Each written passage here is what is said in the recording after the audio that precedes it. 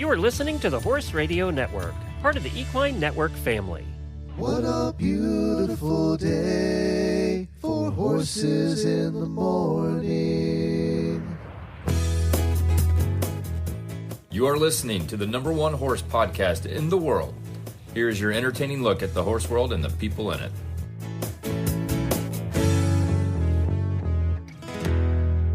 Well, good morning, everybody. I am Glenn the Geek from Ocala, Florida. And I'm Jamie Jennings in Norman, Oklahoma. You're listening to Horses in the Morning on the Horse Radio Network for Wednesday, July 30th, episode 3742. That's crazy. Good morning, horse people. Ah, Wednesday, the day we cover Glenn's favorite topic, horse health. And Jamie makes you feel better about yourself with the latest weird news from around the world. Let's go! Happy Wednesday. I feel like before we get on with the show, we need to clarify something. The other day, this was a conversation in the auditor room. The other day, I had mentioned that the guy who has done most of our bumpers for 15 years is no longer there. I can't find him. And I almost cried. And then the auditors were like, I thought Chad did all the bumpers. No, Chad doesn't do all the bumpers, but the beginning bumper that you just heard, where the #1 podcast, that's Chad. You're listening to the number. That's Jamie's my husband. Yes. Sounds like a radio god with that voice. He must sound really good coming over that. This is your captain speaking. This is your captain. Thank you for choosing American. We're expecting turbulence for a little bit of the trip today. You want to leave your seatbelts on? They did a whole thing on why pilots always say, because they all say, and they do it. And I asked him, I was like, it was like, I had a bunch of pilots speaking, like recordings of it, and every one of them was like, and I said, why do you do that? Why can you not just think about what you're going to say and then say it? And we have to. I know. I was like, if I did a podcast and then you wouldn't listen. I would have fired you 15 years ago. And I asked him, I said, why do all pilots do that? It's like a pilot voice thing. And he said it's because, yes, we have a PA in our hand and we are talking and we're also doing 7,000 other things at the exact same time. So they're trying to talk, but they're like, hit this button, flip this switch, do this thing. He was like, you have no idea. It's like, you're just doing so much at the same time that talking is like it takes a back seat to, and I was like, that is so basically they're just mad fair. They have to talk to us in the back at all. They don't want to do it at all, I guess. Damn people back there. Is anybody here? I don't care. Well, coming up on today's show, we have listener Kim is coming back to us. I think it's 4th or 5th year, and she's coming to us live from the 100th Chincoteague Annual Pony Swim. And we love hearing about that every single year. And organizer Richard Alvey, who was the one that organized the HRN virtual Tevis team, is joining us because we have big news, very exciting news. Yay. And Dr. Jaini Clougher is speaking to us about laminitis and the protocols for insulin resistance in horses. Now, I may have thrown this one in here because Jamie and I both may have a fat horse that's on the edge of laminitis. They're fluffy. Mine's fluffy. Yours is fat. So that's the reason I threw that one in there. But there was sad news out of Ocala here, Jamie, in the racing world. Maritime Traveler. Why does that name ring a bell? Because it's the last living horse sired by Triple Crown winner Secretariat. Has died at the age of 35. Lived on a farm here in Ocala. So Secretariat actually sired 663 foals, including Maritime Traveler, who was born in 1990 from the last crop of foals. And actually, Secretariat died in 1989. So this really was one of the last. And ironically, Secretariat died of laminitis. Yeah. What we're going to talk about today. So now, let me just ponder that for a second. This male horse sired 663 foals. That's a lot of loving. And he was only 19. And there is no artificial insemination in that world. So that's a lot of love in there. Good for you, Secretariat. So Maritime Traveler was born May 15th, 1990, and he was produced from a Northern Dancer mare. and he was foaled at Winfield's farm. And, he didn't do very well at the track, I was going to say, how did he run? didn't do- Because Secretariat's male lineage, like the male descendants, typically didn't do very well. But what he did do was all the mares that he foaled, that he sired, they all ended up having incredibly fast babies. So it was like a second generation kind of success story. It must have been because Maritime Traveler skipped Maritime Traveler. He raced exclusively at Woodbine, and he made 5 attempts in the maiden special weight category. And then apparently his best effort came he took 4th. That was the best he ever did. So they retired. They put him out in the field because he wasn't running very good. Now, usually they'll sell those horses and they end up in Jamie's farm. But that's not what happened here. They brought him back to the farm in Ocala, and he was used as a teaser for the breeding program.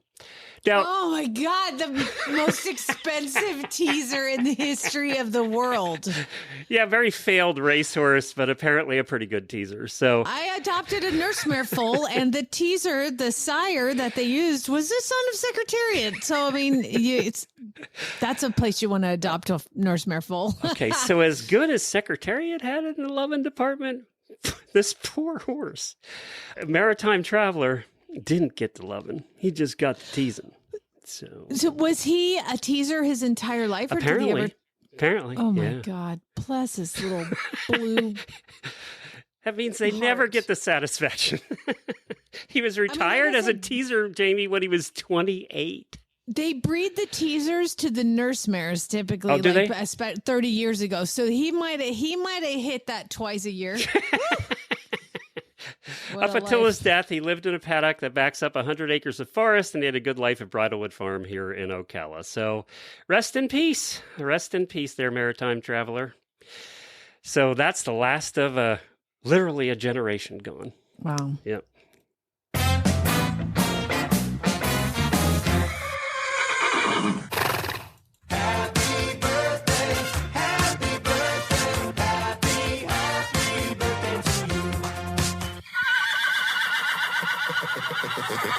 We have several auditor birthdays today. Jamie Lay, Alyssa Becker, Amanda Kramer, and Kimberly Pashak.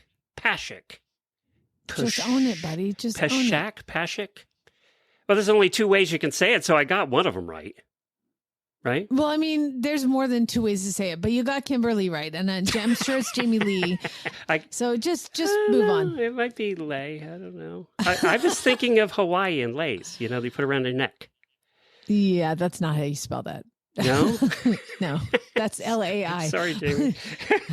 Also, I want to congratulate one of our terrific auditors, Jill Eckes, on the article about her in the Chronicle. She had this article about her. She's a helicopter flight nurse and pretty cool. We met her actually at the Pittsburgh meetup on the road show when Jennifer and I did the road show. And she's been a listener of ours forever. So congratulations, Jill. If you haven't read the article yet, check it out. It's in the Chronicle. And just go to the Chronicle Facebook page and it's on there. So she was highlighted, all kinds of cool pictures of her too. So good job, Jill.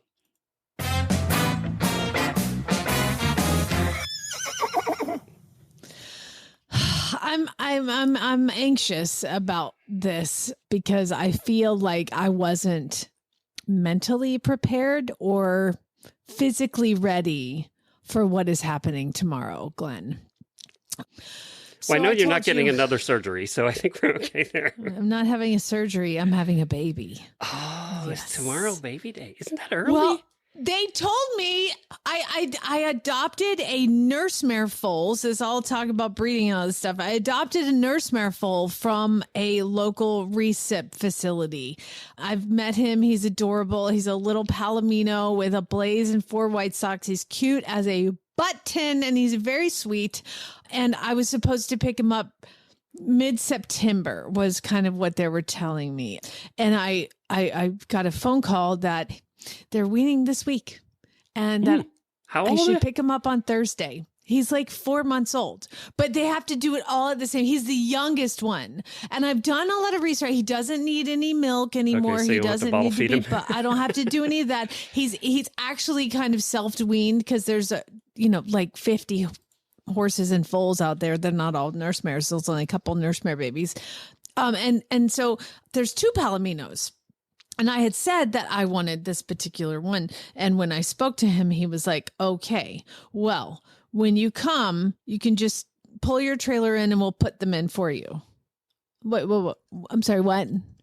They were like, we'll put them in for you. It'll be fine. And I was like, who is them? And he's like, well, I thought you wanted both of them. What? No. Just one. He was like, well, I mean, you want me to stay married? If you get 2 together, they do really well together. If there's 2, and I'm like, I can do one. It'll be okay. Yeah, like, you have a few at the farm already to keep him company. He was raised. I mean, Carl is on ready standby to take Craigslist. Carl is my new babysitter, and Craigslist Carl is ready for his new friend. There will just be one. So, yeah, I was like, and it was like, I mean, you have to buy them. It's not like they're free. They're pretty slick over there because you didn't even know they signed you up for the one. You just right? And now they signed you up for 2. Turns out, yeah, because I remember I was like, they called me. They were like, no, that one's yours. Like it's on your name. Like your name is on it. I was like, apparently my name was on both, Glenn. I didn't know that. My name was on. Is the other one a Palomino too? Yes, but he is a star, and he's bigger and he's older, and I don't know. I can pick one. Okay. Yeah. One. Craigslist Carl can't watch 2 Did they babies. back down? Oh yeah. He was like, whatever you want, but we're so disappointed in you, Jamie. That's how I felt, Glenn. I felt like I was breaking their heart not taking 2 babies, but I've talked it over with my husband and we think that one is an appropriate amount of effort that I want to give. Because it's still a 4-month-old. It's still a baby that is going to need to be halter trained and handled. I mean, it hasn't had its feet trimmed. It's like none of that. Yes, no house broke. So I thought I had till September, and they told me to come get it tomorrow. So that should be fun. I mean, what's wrong with going to a field with 20 foals in it, picking one out, putting in the trailer when think about this. Like, it's not been away from anybody, and we're going to load in a trailer and bring it here. I know this is like part of having horses. Like this part happens at a time in their life, but I've never Carl in the trailer. That's what I'm trying to figure out. Like, and because I talked to them about just basically making my trailer a big box stall. What if I put Craigslist Carl in there and he was just hanging out like, hey, dude, what are you doing? Hop on in. Like, let's go together. Or I don't know. And then when I bring him home, he doesn't lead. So I have to back up to the arena and like let him out like he's a barrel Mustang and he's a baby and he's running around the arena. And I got to somehow get him to his, like, there's so many things I am not emotionally prepared for, but I've already. Will you have help when you get home? Yeah, sure. All my 17 employees that are here, Glenn. We'll just all do it together. Will somebody be there, Lucas? Somebody to be there to help you herd a baby. Let me call in my staff of nobody, me. I'm the staff, and see if I can figure this all out. Like, it'll be fine. It'll be fine. I would bring for the trip home. I would bring earplugs because there's going to be some screaming. I know, poor little guy. I'm going to be very smart and very gentle and very educated. I'm going to talk to the vets at the facility before this happens. And yes, I know there are so many people that are upset that nurse mare foals exist, but I can't change that. But what I can do is change the life for one of them. Okay. So y'all quit hating on me for adopting a foal. It was there anyway. I mean, seriously, like, spay, neuter, geld. This thing's going to be gelded. He's also got like a hernia, so I have to get that taken care of. So baby's already costing me thousands of dollars. I can't take all of you writing me nasty notes about adopting a nurse mare foal, okay? I don't want to hear it. I'm done. Send those to Jennifer at horseradionetwork.com. Yes, baby's coming tomorrow, and I'm so excited. Well, congratulations, Mama. The nursery's ready. Like, I did buy him a baby halter. Do you have the little, what's that called above his head? The little spinny thing with stuff on it? Do you have that? The little mobile? Yes. With carrots hanging. So he can gum them. You just made me realize I got to go get some straw. So maybe some baby food that's really soft. I did talk to them about the type of food I need to buy, and thank you for reminding me I need to go get that today. Yeah. He's probably not eating, well, he might be gumming straw or hay. They said he's eating hay, he's eating grass, he's very non-attached to his mother. His mother's not attached to him anymore. They're out with a lot of other horses, so they kind of self-wean at some point. And things might just change when he gets put in a trailer. Yeah, exactly. First of all, I've never been in a trailer, so there's that. This is going to be I am so stressed. I'm not going to sleep tonight. I'm super excited, but I'm also super anxious about it. And again, I'm super excited to be having a baby, and I'm also like, oh my God, why am I having a baby? But I didn't produce the embryo and the baby. It's all the. No, this one's not your fault. The hardest part is yes, it's not my fault. I'm just, what did they say? You can't, when you adopt a dog, you're not changing the world, but you're changing the world for that one dog. That's how I'm kind of taking this. Although they want me to change the world for two, I'm just gonna change the world for one in an effort to keep my marriage intact. Well, we can't wait then to hear all about that coming up on hopefully the next episode. And hey, I do have, do we need to go or do we we have a couple minutes before we get to Kim over there live from Chincoteague. Okay, I got a quick scam alert for you. Electra is one of our auditors, and she came a couple years ago to one of the clinics I hosted, and she was here, and I had a little volunteer that would come. Her name is not important, but let's just call her Brenda.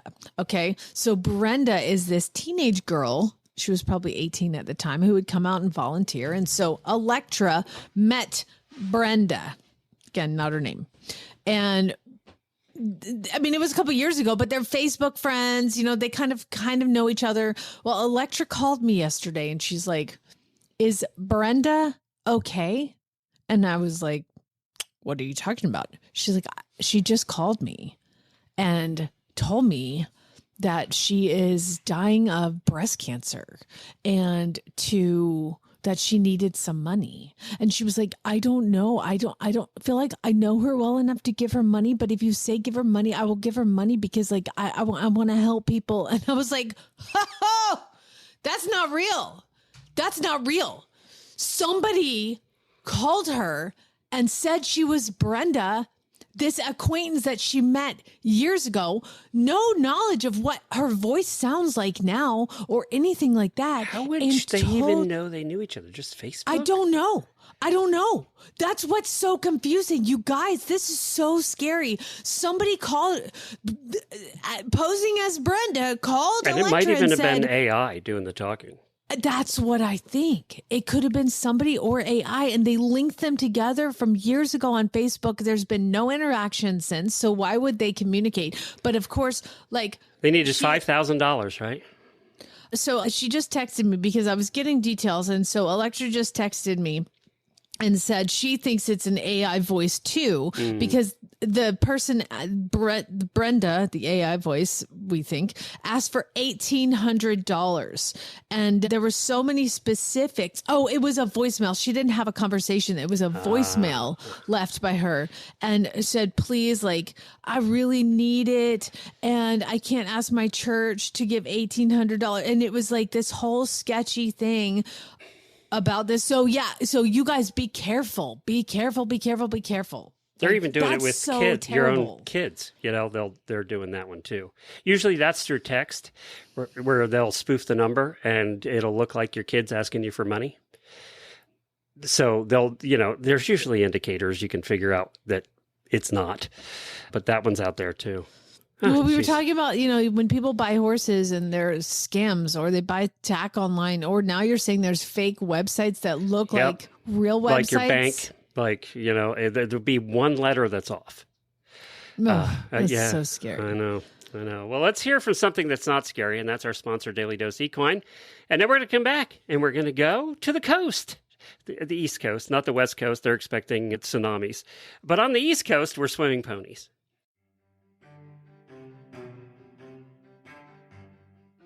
Daily Dose Equine Horse Feeds has 4 different formulas that we're going to chat about very briefly today. First one on the list balances the needs of horses who need calories, but they also need a little bit of focus. What's that one called? Called Mass No Sass. They also have a formula that's going to balance the needs of a horse that needs a lot of energy because he is a high performance competitor. What's that one? That one is called Freestyle Performance or Trail Mix. Dun, dun, dun, because yes, trail horses can be high performance animals. And for senior horses or horses who have dental issues, That one's called Senior. tough to remember. And for those who want a top quality non-GMO feed, which is what all of Daily Dose Equine's feeds are, but they also have a really serious budget that they need to stick to. What do you have for them? We call that product Sweet and Safe. Well, ladies and gentlemen, live from, you're basically our live rogue reporter at the Chincoteague Annual Pony Swim, Kim Porter. Hello, Kim. Woo! Thank you for joining us. Hey, thanks for having me. I feel like the first thing you should intro is do the time and the temperature.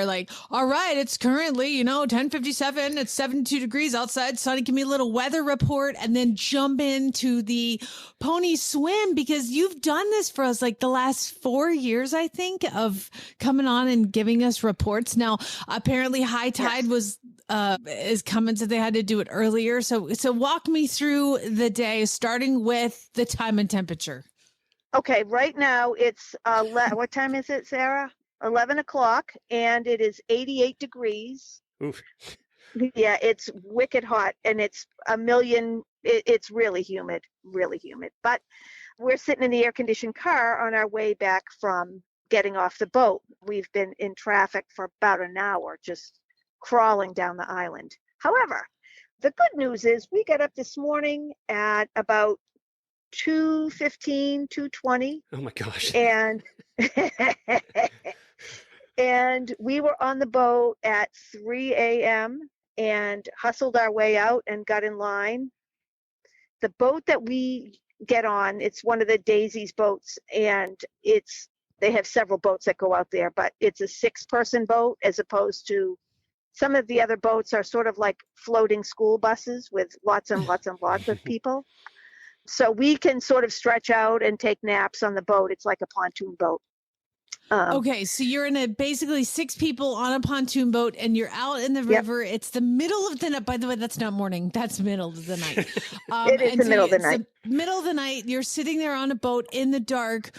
And the sun comes up and they start swimming them? How do they do that? And wait, for those who don't know, if you haven't read Misty, the book by Marguerite Henry, this is the annual pony swim where kind of give everybody a brief overview of what the pony swim is.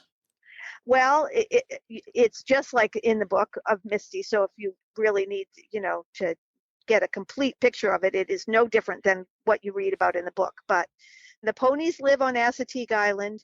They round them up. They round them up 3 times a year, but they only swim them once a year. They swim them in July, and they swim them across the channel between Chincoteague and Chincoteague.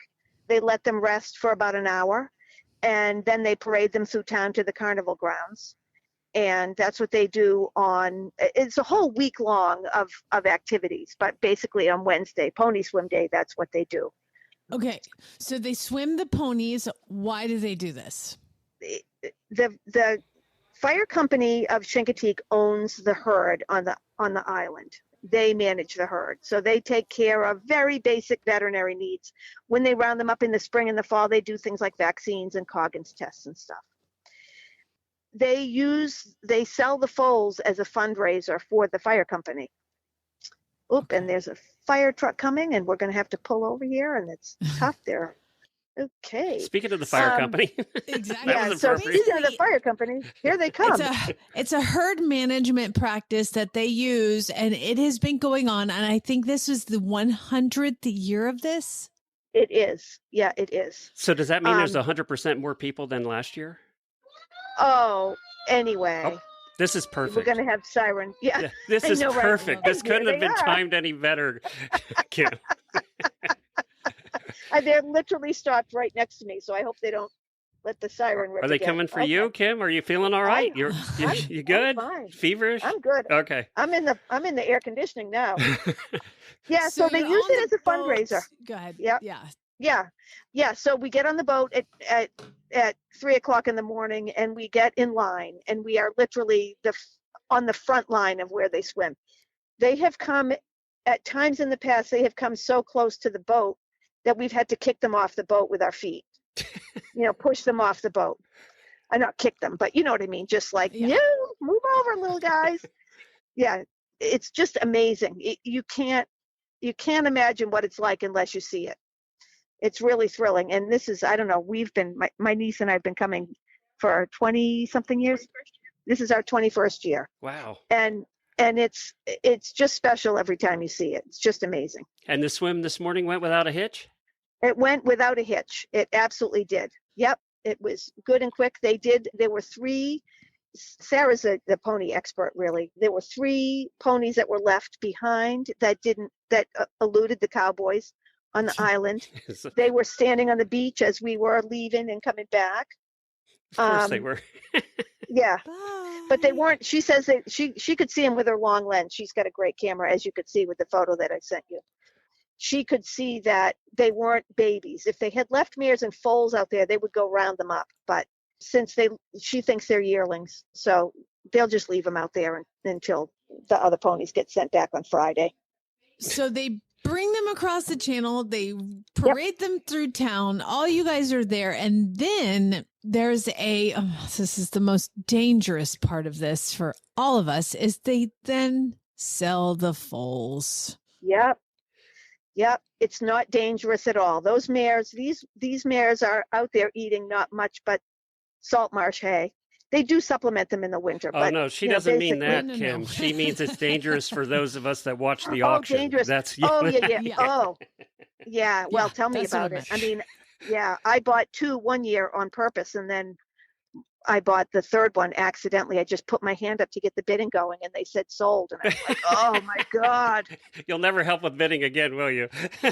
Yeah, I know. Sarah just looked at me that year. She was only like 9 or 10 years old, and she said, oh, Auntie Kim, Uncle Bob is going to be really mad at you. But he's gotten over it. Is the auction, do you know if the auction this year is also online as well as in person? Yes, it is. Sarah is giving me the thumbs up. Yes, it is. There you go, Jamie. Person or online? In person and hybrid, online and in person. Wow. Okay, gotcha. Yeah, because they started having to do that when COVID happened because, nobody could get out there and go watch it. But so they started doing, and I mean, I would never, ever buy a horse from an online auction that I hadn't. I mean, that would be crazy. However, I do know a few people that have, and I started one of them for her actually eventually as well. And so tell me about your love for these ponies just makes you go back year after year after year, and you have what is it? Well, it's a neat little, it's sort of like a town that time forgot. It's just a neat old time fair that they have. The locals are really friendly. It's just neat. And you often meet up with the same people that you've met up with, for 20 years or whatever. It's just a fun thing to do. Who doesn't want to go down south in the summer? I mean, I live on the ocean north of Boston. Why wouldn't I want to go to Virginia where it's even hotter? What do you like about the ponies themselves, especially the ones you have? Oh, I'll tell you. First of all, I do combined driving and I show them in pleasure shows, and I just have fun with them. All 3 of mine drive, really. They're wonderful driving ponies. They're perfect size. They're all 13.3. They're tough. They're hardy. And it's a perfect size to have 2 adults in the carriage and go off and do whatever. They do great. They do great in combined driving. They have no trouble with the marathon times. They have no trouble with their TPRs after. They're just really cool.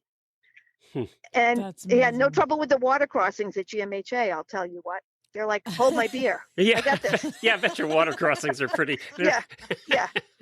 You people call this a water crossing? I can still see my feet. Yeah. Right. This is nothing. That's funny. But they're just wonderful fun. And it's also fun that they say, oh, what kind of pony is that? A Welsh cross? Or what is that? And I'm like, no, it's a Chincoteague pony. You're kidding me. Yeah, that would be a Yeah. conversation starter for sure. So it's the 100th year. Are they doing special things this year? And is there a lot more people there than usual? There definitely is a lot more people than usual. There were so many people for the beach walk. So on Monday morning, they have the weekend before they round the ponies up. The northern compartment is in up north in a field in a pen. And they, on Monday morning at the crack of dawn, they take them down the beach. And it's really spectacular to watch.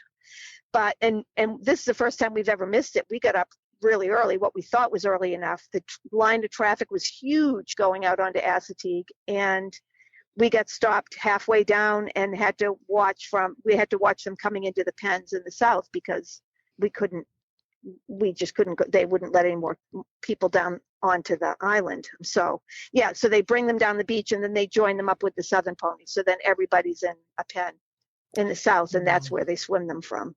Kim, I remember going there with Jennifer. We went to Chincoteague in the summertime, and what I remember is the bugs and the flies. Oh my God. They were the worst I've ever seen anywhere. Yeah, the mosquitoes are sort of the size of robins. You must have been out in that boat. You must have been spraying stuff on the whole time because there must have been a ton of bugs. You know what? There was enough of a breeze this morning. I think there were no bugs this morning. That was, you got lucky. Yeah, we really did. Jamie, have you ever been there? No. Okay. No. I'm listening to this just like she's filling my bucket right now because it's something I so would like to do.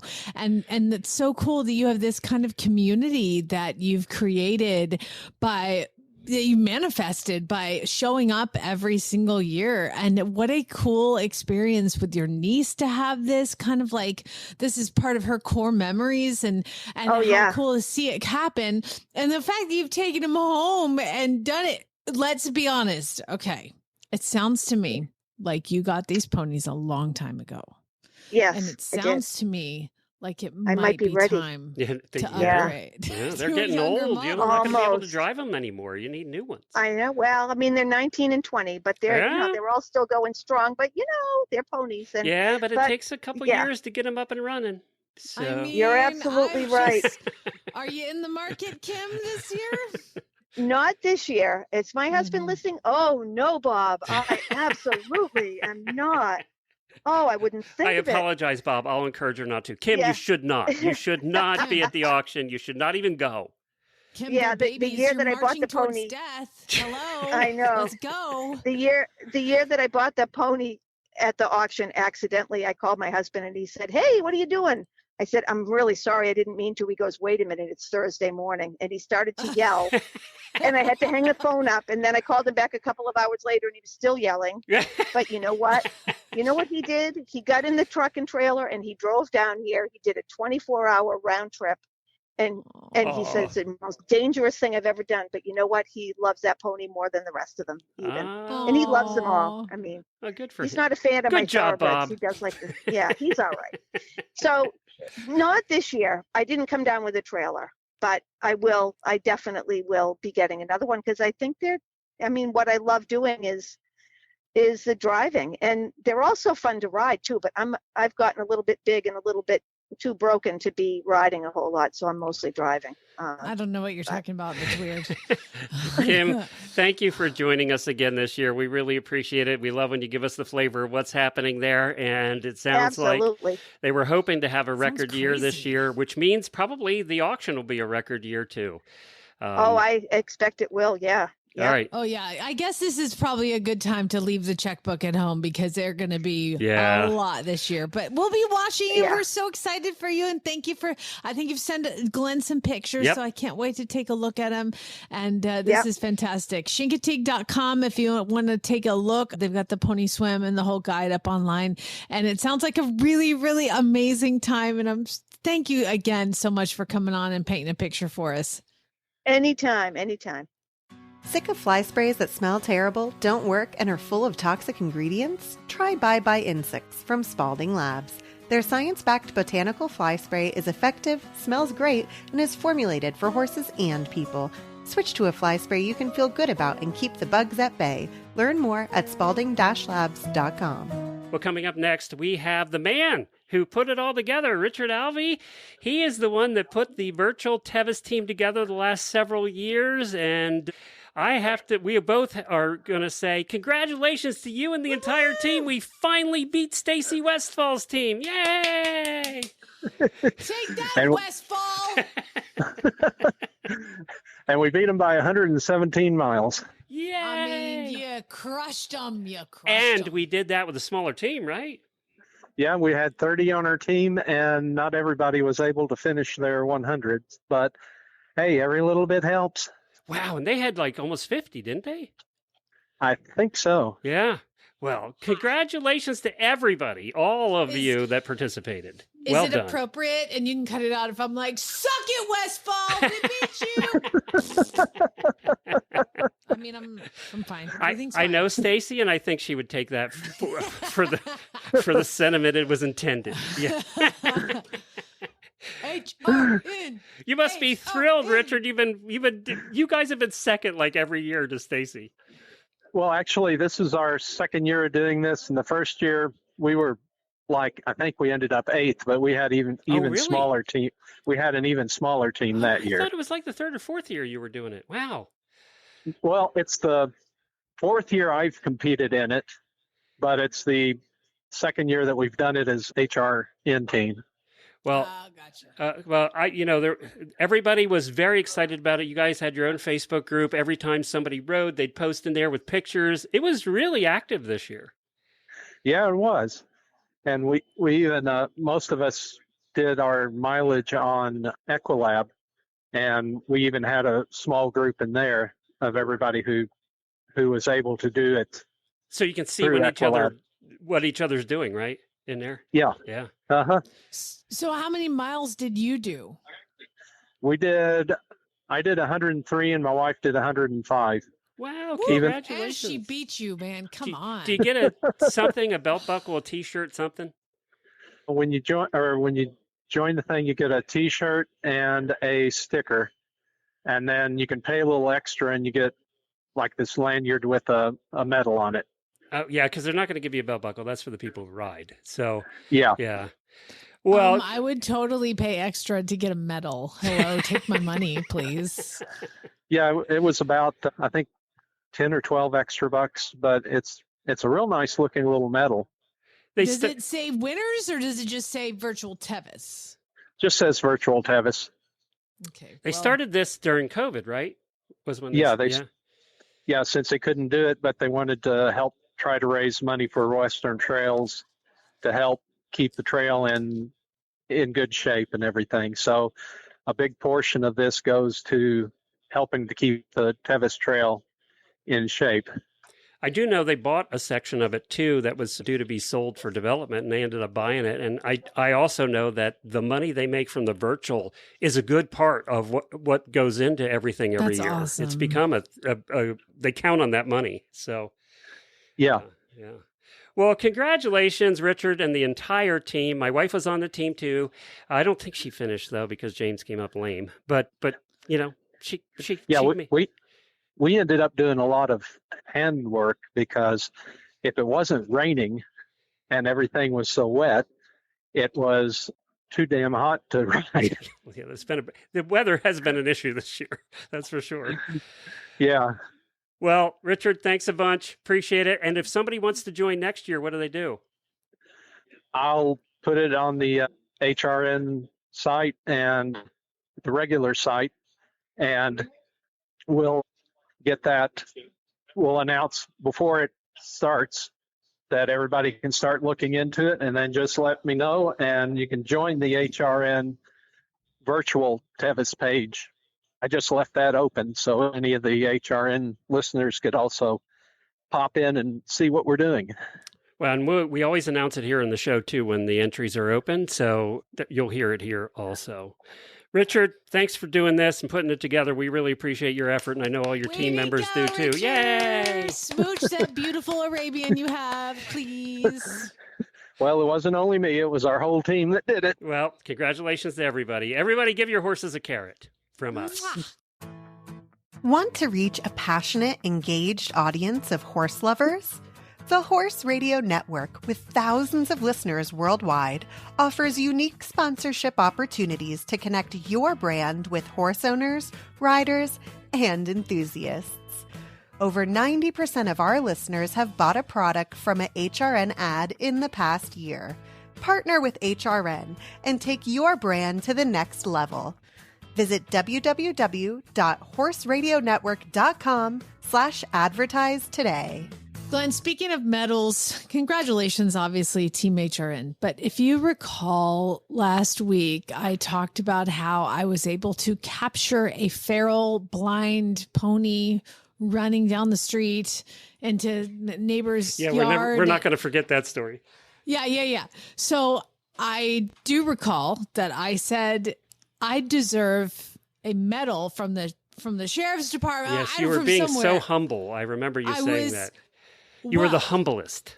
I mean, humble is my middle name, okay? Like, it's all about hard work and integrity. I expect nothing in return except for the medal that I should have got for catching this pony, because nobody else could have done it.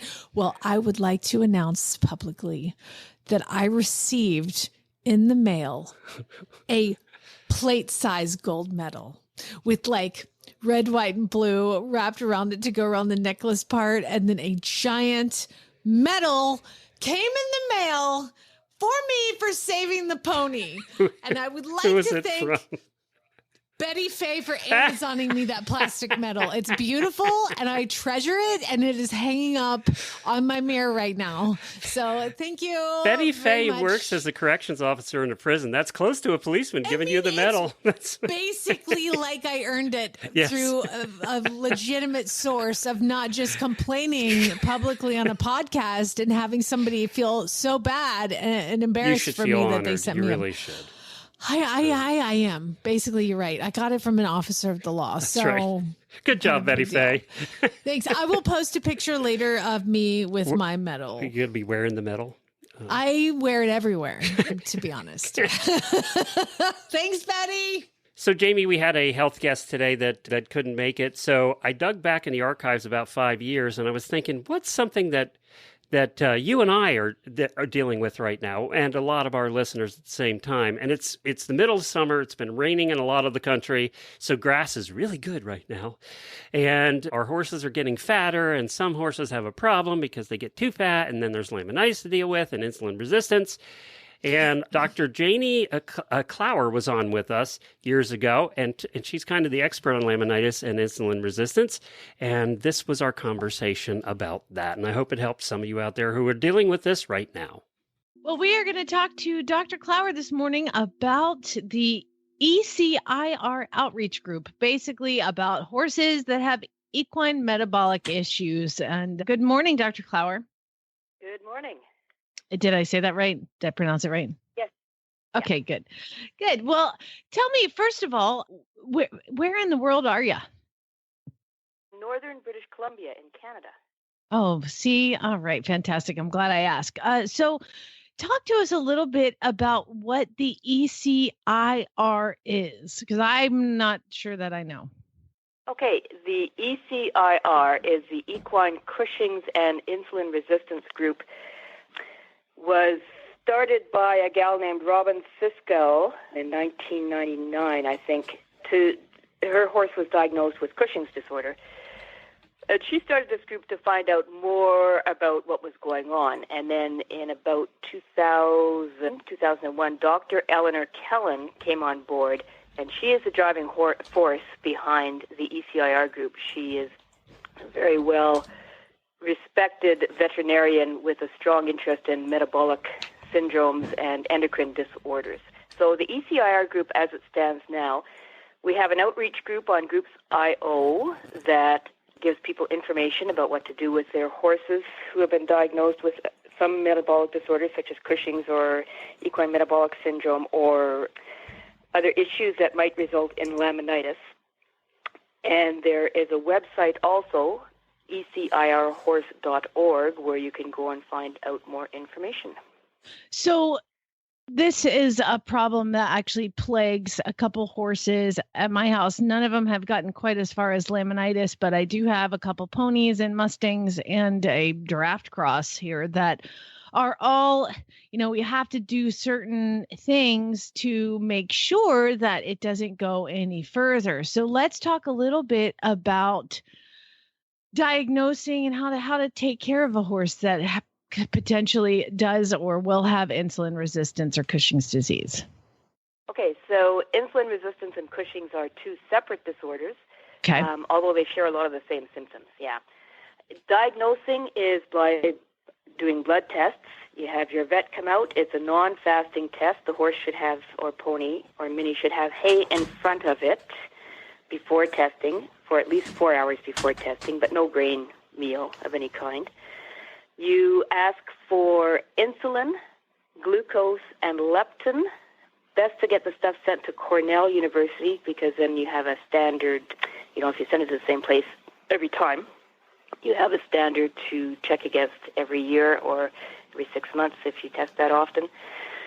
For Cushing's, you ask for ACTH, and the only caveat with doing that is there should be no heavy exercising before the blood test, and don't trailer the horse to the vet clinic. Have the vet come to you. The blood needs to be spun and separated as soon as possible to ensure that the analytes don't break down and get degraded, and it's sent to the lab on ice. Okay, so we do the blood test, and hopefully my vet will know about all of that details, unfortunately. Yeah.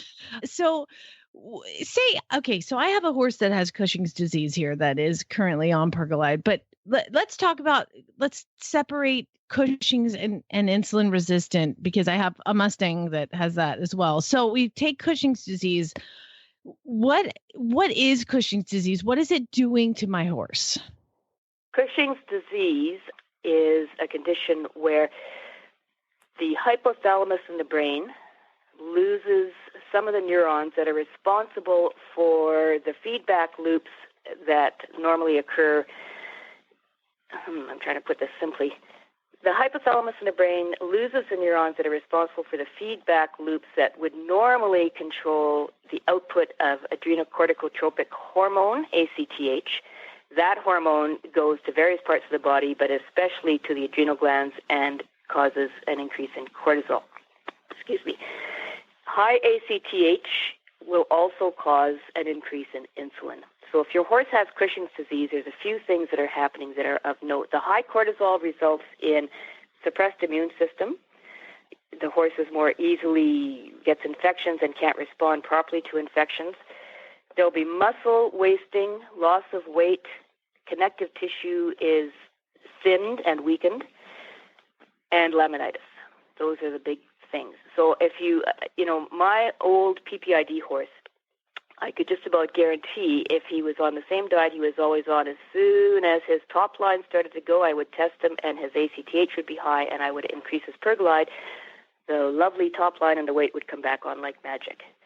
Mm-hmm. So the dose of Pergolide that is necessary is the one that controls the ACTH and keeps your Cushing's horse looking pretty much like a normal horse. Right.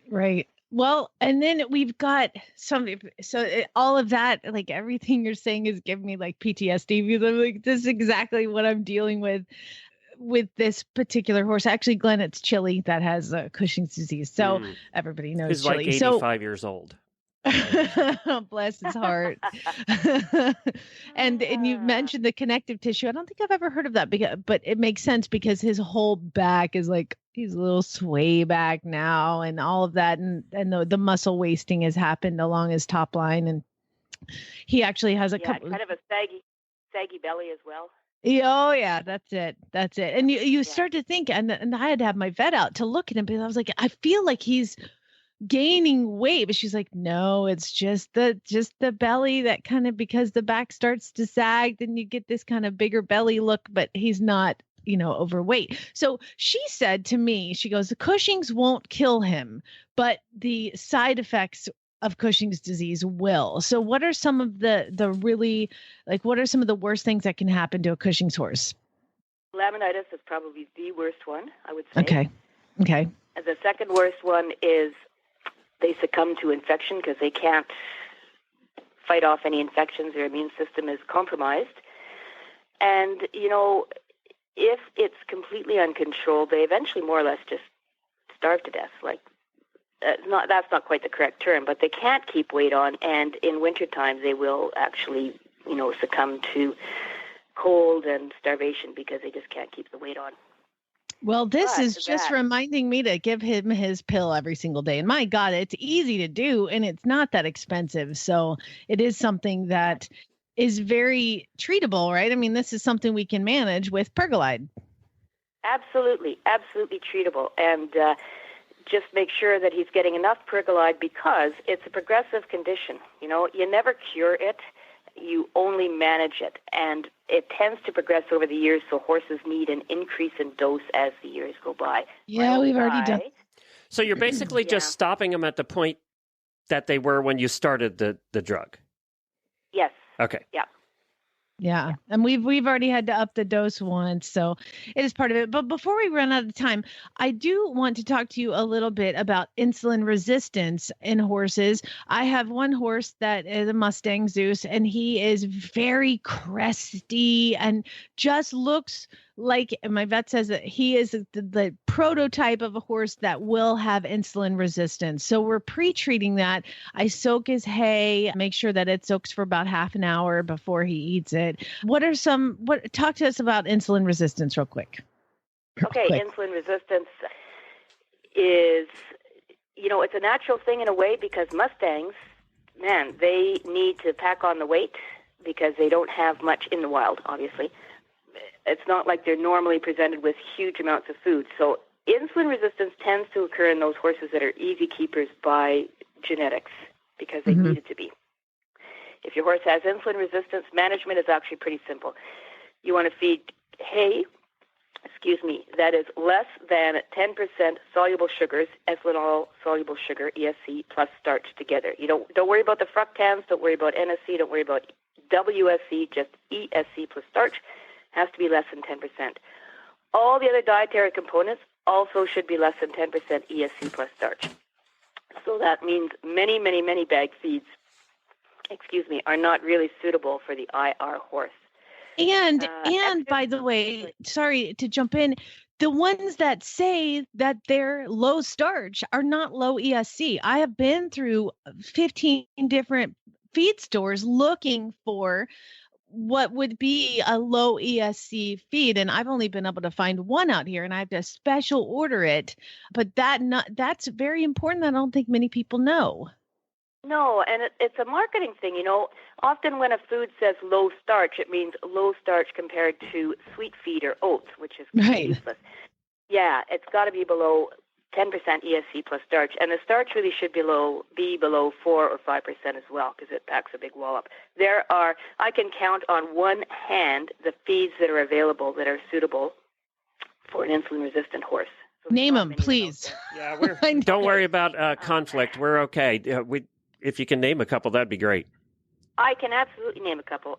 I mean, Triple Crown Naturals Timothy Balance Cubes, that's a brilliant one. It's guaranteed low ESC and low starch. It's just a hay cube, but they like it. Nuzu Stable 1, LMF Low NSC Complete. Oh, having a brain fart here. I knew I should have brought this up on my little list. That's okay. We have the one that I found out here is Triple Crown Light. And they do not carry it regularly, but Triple Crown Light is one. And man, you don't even have to give that much, Just Triple Crown Light you do have to be a little bit careful with because some of the bags are higher in starch than others. Our group analyzed, some of our private members analyzed a whole bunch of Triple Crown bags. Sometimes the starch is as high as 11 to 12%. So you need to be a little bit careful with that particular one. Oh, wow. I know on the website it says, I know on the website it says it's lower than that, but that's an average. So gotcha. That's a good point. When they make these feeds, maybe you don't know the answer to this, but I've always wondered this. So you said it depends on the bag. When they make these feeds, then it can vary by the batch. It absolutely can, unless it's guaranteed to have a certain level of starch and ESC. So those safe feeds will have that guarantee. How's the average person just out there like Jamie out there just trying to find something know that? They don't.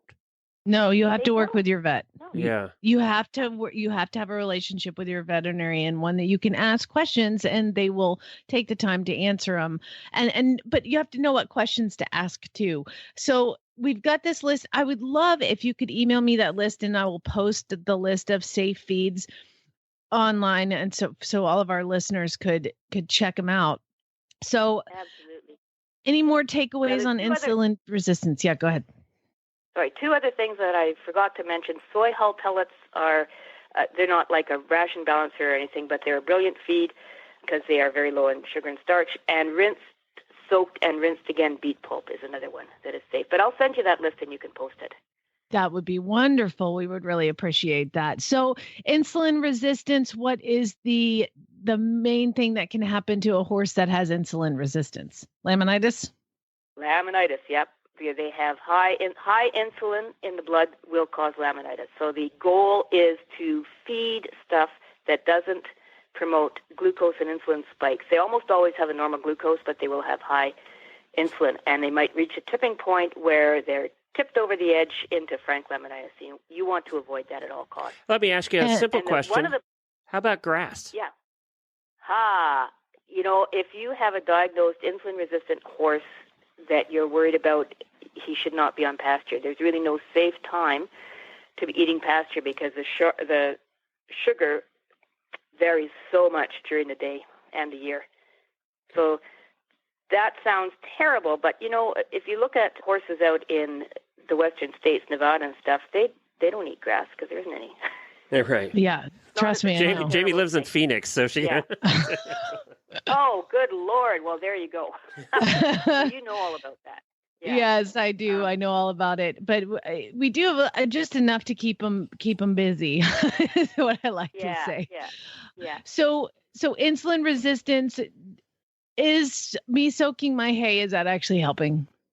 It depends on your hay. Now, if you have enough hay that you can send it off for an analysis and it's less than 10% ESE plus starch, you don't need to soak. Yeah, I don't have that. I get new bales every week. Yeah, we have the same problem. Oh, okay. So you don't have that option. Yeah. No. Okay. So yes, soaking definitely does help. Most grass hay is going to be low than 10%, but not all of it. So soaking is a good proactive way to keep that down. You soak 1 hour in cold water or 30 minutes in hot water, and then drain the water where the horses can't get at it. Gotcha. Being in Phoenix, it all comes out hot. So I'm in good shape. Oh, yeah. Time. Okay. There you go. Well, Dr. Clougher, this has been just awesome information. Where can people go to learn more or talk to you if they have questions or, questions they can ask their vet? Where can they find you and more information? More information is on the website, ecirhorse.org, and tons of information and the ability to ask questions and post questions and so on will be on the outreach group, which is at groups.io. ECIR groups.io. If you Google that, it'll come up. But I can send you the link too, and you can post that. That would be wonderful. Thank you so much. This has been so fascinating and terrifying at the same time. It's been a pleasure. Thank you for having me on the show. Thank you, Dr. Clougher. Time to learn why some days you're embarrassed to be part of the human race. In Jamie's Weird News.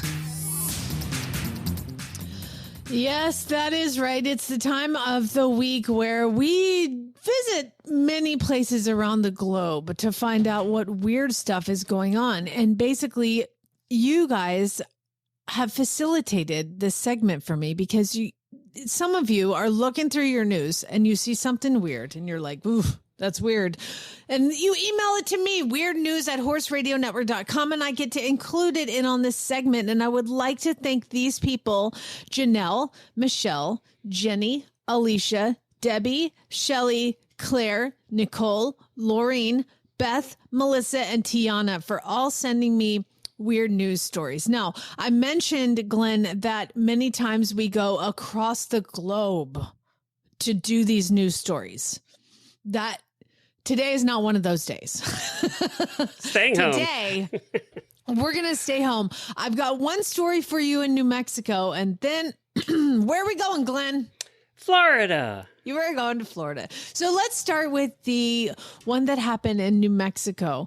Okay, because it's kind of a cool story, but it's also weird. So there was a young man, I think he was 22 or 23, and he was pulled over by a police officer. And the police officer realized that he had some old tickets and hadn't taken care of getting insurance. And so he had to, it was like kind of like third strike thing, had to arrest the kid and take the car. But what he noticed in the car was said kid was on the way to deliver a DoorDash. So what does the police officer do? Protect and serve. He served. That's right. He plucked the DoorDash out of this kid's car, plugged in the address, and went and delivered the DoorDash himself. Okay? When he gets to the door, there is a Ring doorbell camera. So he decides he needs to communicate why there's a police officer door dashing. I mean, that's like, you could be double dipping for sure if you decided to protect and serve and DoorDash at the same time. That's pretty good money. So he talks to the DoorDash. He rings the doorbell. It starts recording and he goes, "Hi. Just to let you know, your driver didn't take care of some traffic tickets, so he's like on the way to jail. But he's a good kid, so if you can give him 5 stars and a tip, just an insurance ticket. Don't hold it against him." But he said he wanted the DoorDash customer to not be without food. So the person got their Chick-fil-A on time. Was half of it gone? All I know is it's a sealed DoorDash Chick-fil-A bag that was set in somebody's doorway. Okay, well, now we're going to get to Florida. I don't think I could do DoorDash, by the way, because I'd smell that in the car the whole time you're driving around. Like just one fry. Just one fry. I'll just take a couple fries out of each order. I'll be good then. I mean, it's like a whole day's food. Yeah, exactly. We've had a rash of people trying to sneak things through security at TSA. Do you remember the guy who had are you doing ants? The Florida woman? Yeah, this guy had yes, poisonous ants in the test tubes That's stuffed down his pants, taped to his leg. And then there was the person that had the bag of snakes that were on the plane. And then this one is, we're going to go to this Florida woman who... I was hoping you'd do this story. Let me just give you what the TSA posted on social media. Okay, this is the TSA. Quote, "Friends, please, we cannot emphasize this enough. Stop hiding animals in weird places on your body and then trying to sneak them through airport security." This lady had 2 turtles that she was smuggling. And if you're a woman, where is the most logical place to stick 2 turtles if you're trying to go through security? I think it depends on your size to begin with, doesn't it? Well, she made them a little bigger. But they were off kilter because one was really big and one was really small. Oh. So she put them in her bra. That's right. She wrapped them in gauze and plastic wrap and then put them in her bra and attempted to. Because turtles don't need to breathe. She left a little hole cut out for the one in the gauze. However, the one in plastic wrap, I don't think she thought all the way through, and it didn't make it. But the surviving reptile was turned over to the Florida Department of Fish and Wildlife. You guys, stop taking animals through security. If you really want a lot of Florida turtles, come to my house. I got plenty of them. Do you really? We have gopher turtles everywhere now. You know what? The holes that they're protected turtles. You can't do anything with their holes. Well, we just have 5 around the farm now. Oh my so gosh. there you go. You want turtles? I'll ship you one. Here you go. Through Through TSA. I'll carry it in my bra. Well, we're going to go to Claremont, Florida. Is that close to you? I don't know. Clermont. Figure it out. Google it, because if it's close enough, you could go by and see the excitement that happened in this house. Now, it's down by Orlando. Yeah. Okay. So yeah, it's close enough for you to go visit. So basically what had happened was somehow this home was vandalized, and not just vandalized. Heavy equipment was used to bash in two sides of somebody's house. And then the heavy equipment was then taken to a car that was parked in the driveway. And heavy equipment then beat the bejesus out of the car that was in the driveway. Okay, so we've got heavy equipment used to damage two sides of a home and a car. And then on the other side of the house where it's untouched, apparently there was a young woman that lived there. And let's say her name, they don't give a name, but basically they put her name on the wall and spray paint. And it said, Brenda's the name for today. Brenda, you beep with the wrong girl. Ooh. I wasn't expecting that. No, she bashed in the house and wrote, you effed with the wrong girl on the back of the house. And apparently it seems like this is some sort of woman scorned situation, but this is Florida. Oh, I mean, nobody noticed the backhoe destroying the house. I mean, that's the thing, Glenn. If you look, it looks like it's like a long home, and they took a backhoe and just crushed it down. There's 5 or 6 places they just destroyed. Now, you would think that the person that lived there was like, oh my God, my house. No. So a neighbor called the police. The police come over there and they're like, whose house is this? And they're like, that's Lucinda's house, but Lucinda's not here right now. And so then they start looking for the owner of the home and they can't find her. And then they found her 3 days later with her boyfriend at his house. So, I mean, deduce what you want, but it seems to me like the girl who destroyed the home was boyfriend and girlfriend with the guy that was with the person who owned the home. I don't know. I had this whole thing in my head of why she would be so angry she would destroy this other girl's house because her boyfriend is like running around with them. You know, it's just got to be connection like that. But alas, we have no follow-up because as of Friday night, nobody had been charged in connection to the incident. So there's a whole lot of angry Florida people running around. Yeah, and you just look for a woman who has access to a very large excavator and knows how to drive it. So that's, with spray paint on her fingers. Yes, exactly. How hard can that be? I mean,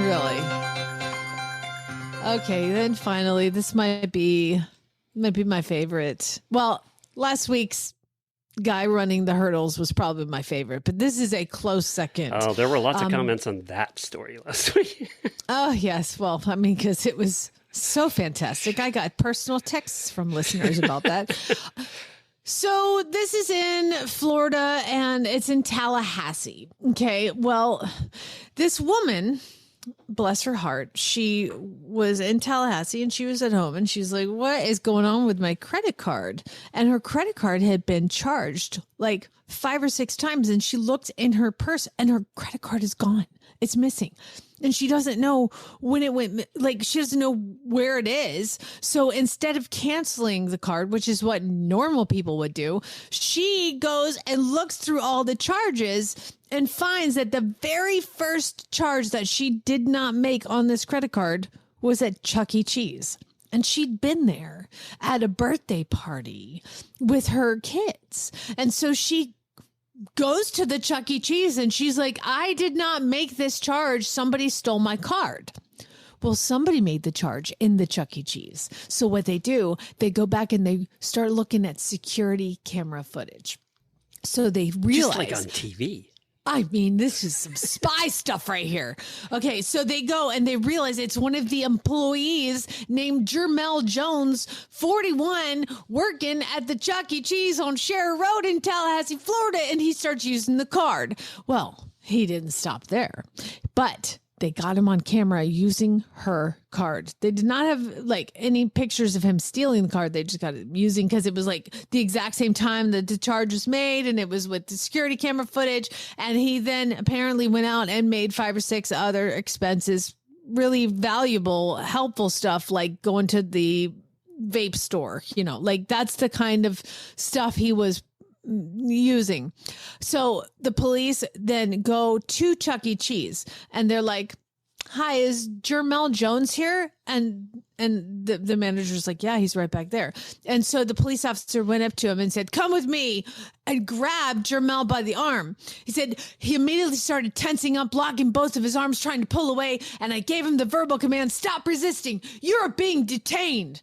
So at some point, the police officer is detaining him, but realizes he's got to go outside and talk to some other officers who just arrived. Okay, so he goes outside and he talks to these officers and he comes back in, and Jermel is nowhere to be seen. He's gone. He left him alone? He left him in okay, the that's Chuck an E. idiot Cheese. police officer right there. It's just... Well, you see, Jermel's gone. And so they're like, where did he go? All the police come in. Nobody has left the building. However, walking out from behind the stage, making an appearance. That's right, Chucky. Charles E. Cheese with a mask and everything. Oh, the whole mascot costume. Okay, I give this guy props. Hello, everybody. My name is Charles E. Cheese. And so the officer's like, through my powers of deduction, that mascot was not here 2 minutes ago when I walked outside and talked to my friends. So, using his power of communication, this fantastic officer goes up to another employee and says, excuse me, hey, I'm noticing that Charles E. Cheese has now made his way out from behind the stage, but I can't find Jermel anywhere. Is that him? Is that him in that costume? And they said that all she did was nod her head up and down and up and down. So, swarm, all the police jump on poor Chuck E. Cheese in front of the children. The kids are having nightmares. They slam him up against the wall, handcuff him in full costume, head and all, and march him out of the Chuck E. Cheese in front of the children, Glenn. And they see Chuck E. Cheese getting taken and arrested with the whole head on. Nobody thought, let's pull the head off this thing and let him breathe as we go. No, they put him in a cop car wearing the head, Glenn. Those kids will never be the same.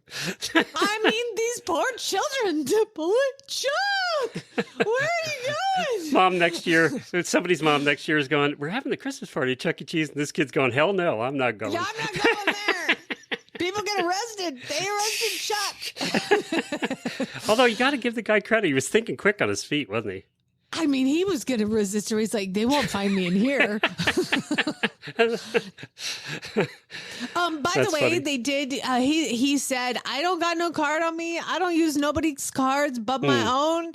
And then they went after, because he changed clothes to get in the Chuck E. Cheese costume. They ran to the back, and in his shirt pocket was her credit card, plus about 4 other people's. Yeah, I was going to say, that's not the only credit card he ever stole. He's been doing this a long time. No, he's been doing it a minute. However, congratulations to the lady who was like, I'm getting to the bottom of this. Not just canceling the card. She was like, she's on a mission.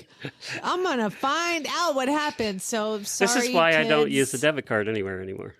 By the way, the picture is fantastic. So bet it is. somebody in the Chuck E. Cheese took a picture of them, Chuck in handcuffs, walking out the door, but his ear isn't fitting. So it's like his ear's hitting the door, and there's children in the back, standing on tables, watching Chuck E. Cheese get arrested and walked out in handcuffs, pushed by the It's so fantastic. Chuck E. Cheese's PR department is just, they're having nightmares. and I love that they're walking him out, and the police officer's got him in handcuffs, and he's pushing him through the door, and right above it is where a kid can be a kid. It's so good. Well, if you want to send your weird news in, send it to weirdnews@horseradionetwork.com. Well, before we end today's show, we do have a post show for the auditors, too. But I have my good news story today. Do you know, I got 2 more emails. Monday, we continued our conversation about junior high school boys and how they pretty much are brain dead. They have no sense of anything. Well, yeah. I found a story that's about a junior high school almost junior high school girl. And as much as... Oh, well, I was an angel when I was in junior high age. Well, as much as boys are kind of brain dead, girls, you don't want to mess with girls that are 12 to 14 years old. As a girl and as a person having been that age, these girls are bitches. Well, I mean, straight up. This actually was a good thing. So, oh, you mean something was good? Okay, yes. You're right. Good news story. So good news story.